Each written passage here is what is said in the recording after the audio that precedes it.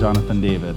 Today's grooming tip is going to be how to maintain your shears, how to clean them, and how to adjust the tension so you get the proper function of the shear as well as the best tension for your wrist. So the first thing you're going to need is your pair of shears, and we're going to use a shear with an assembly dial. You're going to need a little bit of oil. You can use clipper oil or scissor oil. And you're going to need a microfiber cleansing cloth. So the first thing I usually do is I open the shear up and I clean off any excess hair and oil that has built up inside the little screw and the assembly hardware right here. When we scissor hair, little pieces of hair migrate towards the center of the scissor where the screw is, and those hairs get stuck into the oil in the screw, and it can loosen your scissors over time. And what that does is if the scissors are too loose, it's going to create the blades banging together, and that's going to create nicks, and you're also going to fold hair. And if it's too tight, you put a lot of tension on your wrists, and over time you're going to have a lot of fatigue. So after I clean it, I'm going to put a little bit of oil. So I'm going to take a little bit of the scissor oil here. I open the shear all the way up, and I put one dot in the center here,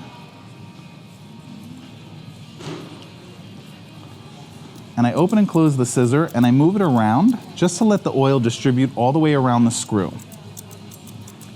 Then I take a cloth and I wipe away any of the excess oil.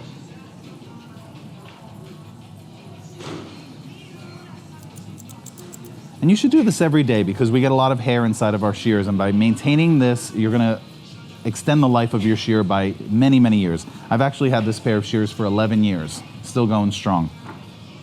Now the next thing you're going to do is to adjust the tension.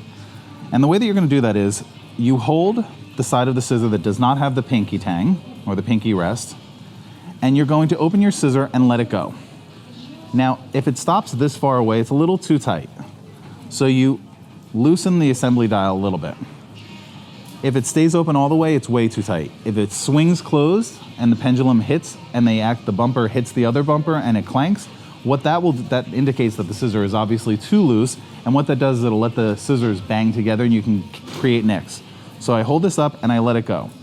Now it stops roughly about 1/2 inch from the other end of the shear. 1/4 inch to 1/2 inch. This is perfect tension. You don't want it to bang together. You don't want it to stay up here. You do that, and that's the perfect tension. And you can feel it. When you open and close the scissor, there shouldn't be much resistance, and there also shouldn't be much noise. If you feel the blades banging together, they're a little bit too loose. Now some of the other assembly dials are the ones with just a decoration with a screw in the back. And if you have one of those, you just use the little key that comes with the scissor. You loosen or tighten the scissor. Remember, lefty loosey, tighty righty. And that's how you adjust your scissors so that you can function properly for your wrists and you can do the best haircuts that you can do.